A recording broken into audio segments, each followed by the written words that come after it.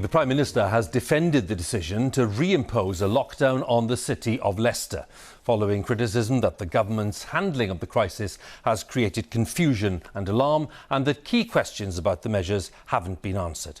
The measures were announced last night because of a surge in cases of coronavirus in the city, while lockdowns in the rest of England are to be further relaxed on Saturday. Schools in Leicester are to be shut to most children, and non-essential shops have closed again for at least 2 weeks. Only essential travel to and from the city is allowed. Our correspondent Sian Lloyd has the latest. Returning to lockdown and a return to more stringent conditions after a spike in cases across the city of Leicester. Non-essential businesses like this one, which had been trading, were told to close today. All the shops have got the PPE ready. We're all prepared. We've got the COVID secure checks. We've got hand sanitisers everywhere. This city is just being picked on. 10% of all new cases of the virus in England recorded over the past week have been here, and that's caused concern. Local lockdown means only essential shops can trade, and pubs and restaurants won't reopen here on Saturday, unlike in other parts of England. The lockdown zone is wider than the city centre. The red line on this map includes some of the greater Leicester suburbs. And tonight, a warning from one of those who survived the virus himself, but sadly lost his father to it. Don't take it lightly. Think of it as an alien invasion. You don't know who is affected. But once you're affected, it's a lottery ticket as to what symptoms you'll get. But if you get it severe, you'll regret it. Schools will also be affected. From Thursday, they'll be closed to all but vulnerable pupils and those from key worker families. You just think that things are going back to normal, and then you get the rug pulled out from underneath you again. I'm shocked that Leicester's in this situation, I'd rather he be at school. COVID-19 is spreading 3 times faster here than anywhere else. No single cause for the spike has been identified, and the people of Leicester haven't yet been told when their lockdown will end. Extra testing centres are being introduced as part of the measures to try to curb the rise in cases, and authorities are focusing on identifying so-called hotspots. We are now getting at that point where we are down to local areas, so that means that we can have a real good attempt to try and to make sure that we're tailoring our messages and we're providing the testing resources that are needed. Residents are being told to only travel where necessary, although how that will be enforced is still unclear. The body representing officers, the Police Federation, has asked the government for clarity. On the streets, local people were still taking it all in. Just fed up with it now. I didn't expect it to happen again. I've been in this country for 50 years. This is the first time I've seen, and people are still not keeping the distance. I welcome the decision, but I feel that it should be much more stricter. Leicester tonight finds itself in the spotlight.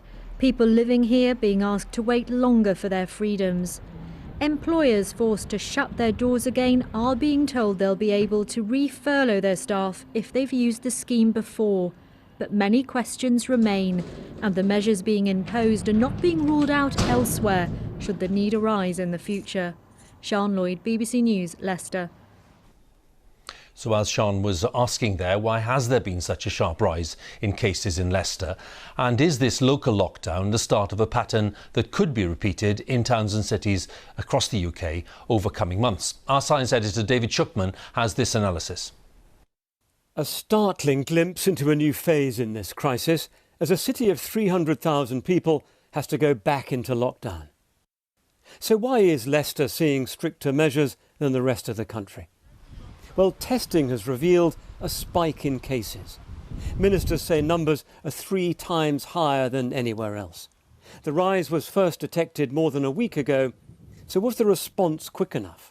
I think if we've been able to identify early on that there was an increased number of cases, potentially at odds with the downward national trend, then the contact tracing and isolating could have been done at a much more rapid rate. And that would have prevented some of this retreat that we're seeing now in terms of the loosening up of restrictions. So what are the causes of the new infections? Like any city, Leicester is bound to have more social interaction than smaller places, more chances for the virus to spread. Researchers are studying many different factors. The areas that have been affected much more so in Leicester are inner city areas. They have high levels of ethnic diversity, crowded housing, and pockets of deprivation.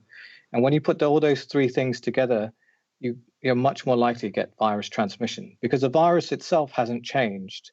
And so what it wants is people to meet and to congregate and for contact to happen.